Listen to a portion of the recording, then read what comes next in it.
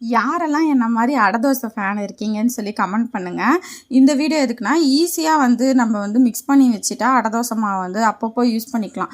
அது எப்படின்னா, நான் 2 கப் அரிசி எடுத்திருக்கேன்.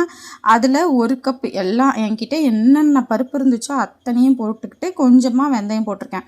இதில் என்னென்ன பருப்பு போட்டிருக்கேன்னா, உளுந்து பருப்பு, பச்சை பருப்பு, அதுக்கப்புறம் துவரம் பருப்பு, கடலைப்பருப்பு கூட போட்டிருக்கேன், பாசிப்பருப்பு போட்டிருக்கேன். அந்த மாதிரி வீட்டில் என்னென்ன பருப்பு இருந்துச்சோ எல்லாமே 1 கப்பு போட்டுக்கிட்டு 2 கப் அரிசி போட்டிருக்கேன். இந்த மாதிரி மிக்ஸ் பண்ணி நம்ம எடுத்து வச்சுட்டா கூட அப்பப்போ 2 கப்பு ஊற வைக்கிறதுக்கு ஈஸியாக இருக்கும்.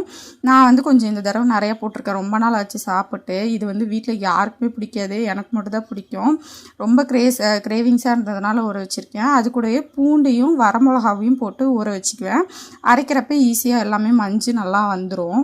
இதுக்கு மாவு பார்த்திங்கன்னா ரொம்ப நைஸாலாம் ஆட்டவே கூடாது. நல்லா கொரன்னு ஆட்டும். அப்போ தான் நல்லா முறுமுறுன்னு வரும்.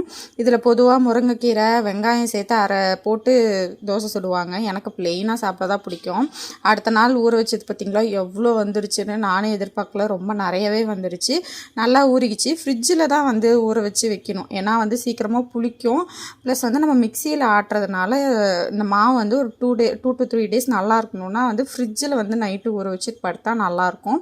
அது கூடவே சோம்பு, ஒரு பட்டை, 2 லவங்கம் சேர்த்துக்கணும். சூப்பராக இருக்கும். ட்ரை பண்ணி பாருங்கள்.